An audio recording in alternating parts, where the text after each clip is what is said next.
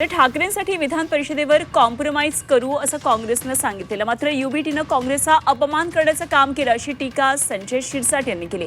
काँग्रेस स्वतंत्र लढेल असं आता तरी वातावरण आहे असं शिरसाट यांचं म्हणणं आहे। विधान परिषदेला जर उद्धव ठाकरे असतील तर आम्ही कॉम्प्रोमाइज करू असं त्यांनी स्पष्ट स्टेटमेंट दिलं होतं, परंतु त्यांना तो उमेदवार डिक्लेअर होईपर्यंत कोणत्याही प्रकारची सूचना सुद्धा देण्यात आली नाही।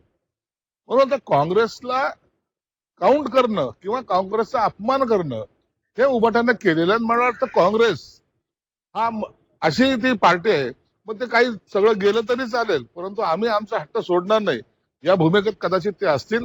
म्हणून काँग्रेस आता ही सेपरेट लढेल असं एकंदरीत आता तरी वातावरण आहे।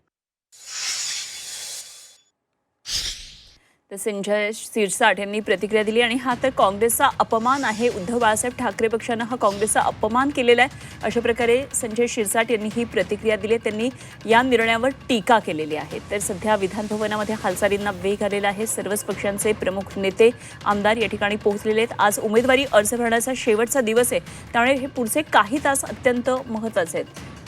तर इकडे बच्चू कडूंचा आता शिवसेनेमध्ये पक्ष प्रवेश होतो आहे आणि बच्चू कडू प्रहार संघटना विलीन करणार का याकडे लक्ष लागलेलं असताना प्रहार संघटना कायम ठेवणार असल्याचं त्यांनी सांगितलंय।